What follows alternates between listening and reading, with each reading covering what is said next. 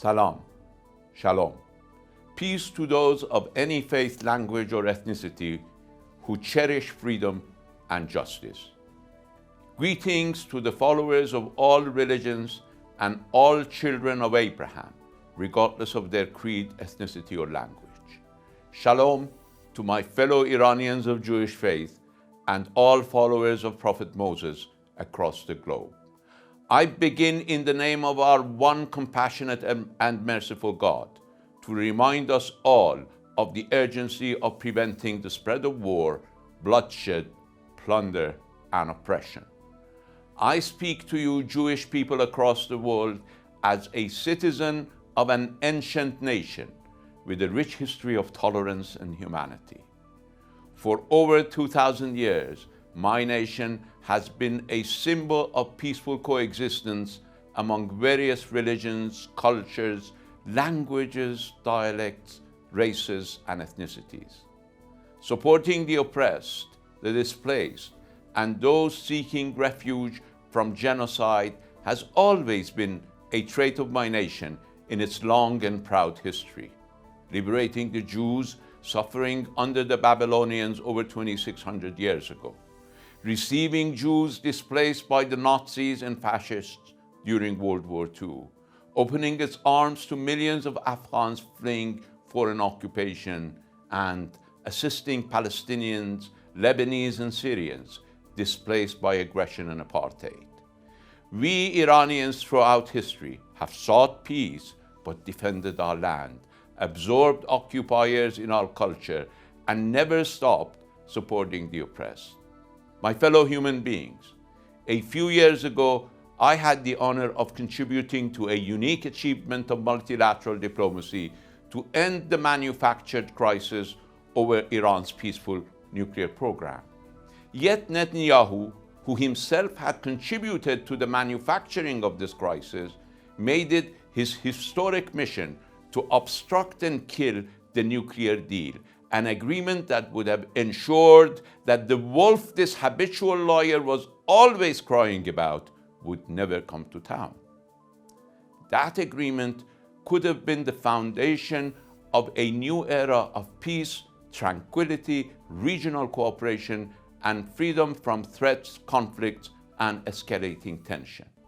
However, before too long, Netanyahu and his Zionist and extremist cohorts succeeded in their satanic effort to rob the region and the world of this historic opportunity, standing on the wrong side of history.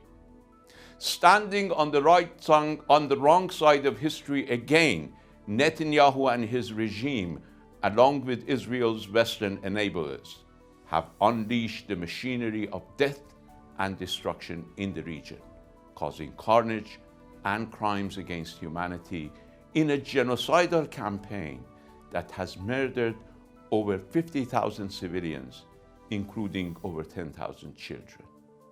But resistance to occupation will not die by killing children or even its leaders. I am confident that for all good human beings of Jewish faith and origin, a terrorist regime whose record has nothing but apartheid, genocide, carnage, looting, and systematic violence cannot represent Judaism, a divine Abrahamic religion that we all respect. Rather, this regime and its practices are simply reincarnations of the darkness of Nazism and fascism. Dear friends, sisters, and brothers, aggressive Zionism is nothing but an expansionist secular movement, deceitfully using Judaism to advance its colonial and racist agenda. It abuses the memories and blood of Jewish victims of the Holocaust who perished during World War II, while Zionism itself is nothing but racism, chauvinism, militarism, terrorism, expansionism, apartheid, and hatred against other nations and religions. It deceitfully claims to be the representative and protector of Jewish people worldwide, while in practice, it is the greatest threat to the dignity and security of the Jewish people. This regime does not uphold the Ten Commandments of Prophet Moses. Rather, it violates each and every one of these divine laws. It worships power, not God. It sacrifices Jews and Gentiles at the altar of Zionism. It uses the name of the Lord in vain to justify genocide. It ruins the honor of all Jews throughout history. It operates rape camps to violate the dignity of Palestinian hostages. It has made stealing people's land a full-time habit. It has turned bearing false witness into a global industry. It considers others as subhuman and covets its neighbors' houses, villages, and entire country, and on and on.